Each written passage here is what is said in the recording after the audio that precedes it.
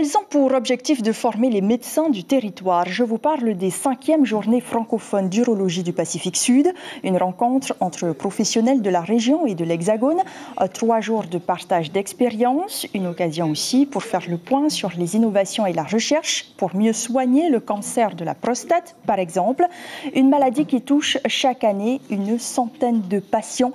Mais en être atteint n'est pas une fatalité. Diagnostiqué à temps, on peut en guérir, même si les traitements sont lourds et épuisants. Exemple avec Daniel Abessera, Chiquita Teiva et Jacques Damour l'ont suivi dans sa thérapie. Regardez. Daniel fait la navette tous les jours de l'île Sœur. Son cancer de la prostate a été décelé il y a 6 mois. Il suit actuellement une radiothérapie depuis 2 semaines au CHT du Taoné.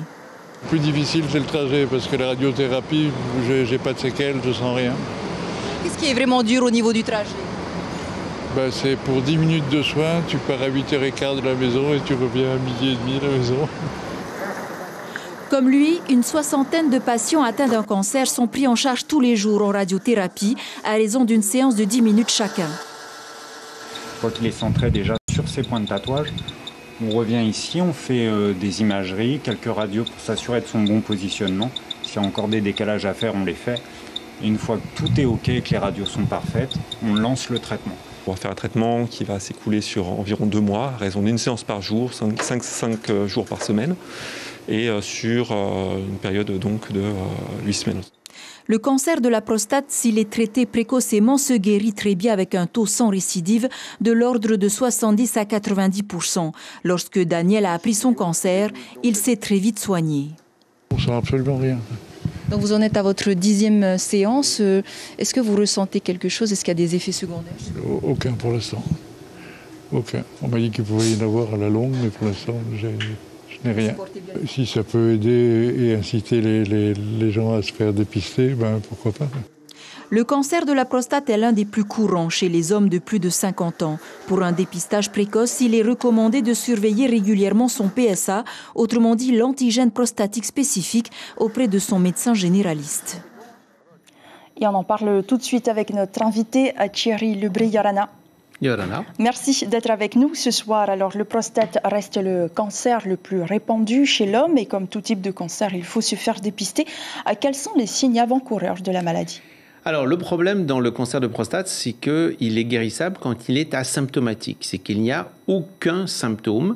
Et la seule manière de pouvoir le guérir, c'est de le diagnostiquer au moment justement où il est juste dans la glande. Et là, il n'y a pas de symptômes. Donc, comme vous l'avez rappelé, il y a 2 choses à faire. Une analyse de sang simple pour mesurer la valeur du PSA.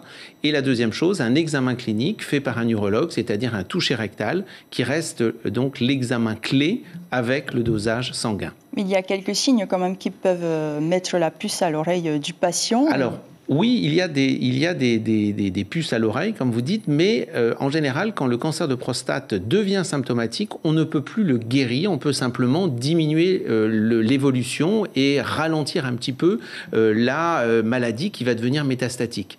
Donc aujourd'hui, lorsque le patient présente des signes comme des signes de douleur de métastase ou bien des signes d'encombrement avec des dilatations des reins ou bien une impossibilité d'uriner, malheureusement, il est trop tard pour guérir, à proprement dit, mais on peut bien sûr ralentir et on a de nouvelles molécules maintenant et de nouveaux traitements qui permettent effectivement d'améliorer le pronostic à la fois sur la quantité de vie mais aussi sur la qualité de vie. Vous parlez de nouveaux traitements. On l'a vu, la radiothérapie est un des traitements utilisés, très lourd, 1 séance par jour, 5 jours par semaine pendant 2 mois.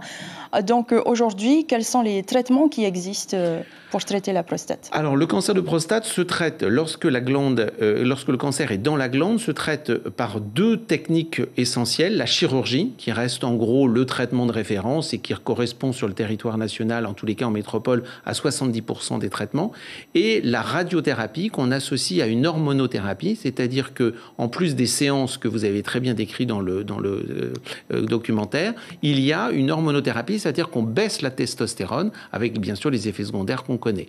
C'est les 2 principaux traitements que l'on a à notre disposition. On adjoint également d'autres possibilités, comme la curithérapie, c'est-à-dire de mettre des petits grains d'iode à l'intérieur de la prostate pour faire irradier cette prostate.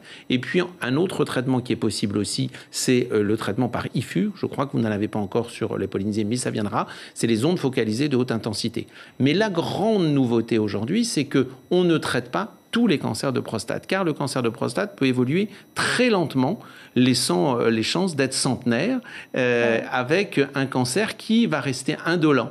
Donc c'est ce qu'on appelle la surveillance active, et les urologues maintenant sont très précurseurs pour défendre cette nouvelle approche et cette prise en charge en disant « vous avez un cancer, on vous l'explique pas, mais on ne le traite pas, on le surveille. » Alors pour terminer, il était question aussi, lors de ces journées, de mieux prescrire les examens complémentaires, les traitements ou les consultations spécialisées. Est-ce que cela veut dire que la prise en charge peut être plus optimale ou elle ne l'est pas suffisamment ? Pour le cancer de prostate.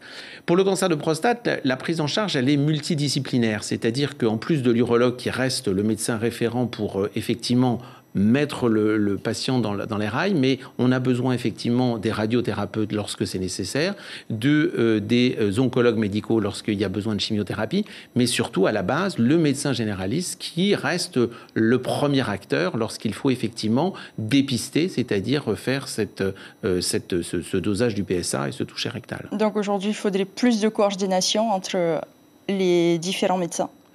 Probablement un peu plus, mais elle existe déjà bien puisque on a, par le plan cancer qu'avait institué Jacques Chirac et l'INCa, on a maintenant la nécessité et l'obligation de faire ce qu'on appelle une réunion de concertation pluridisciplinaire dès qu'on prend en charge ces patients.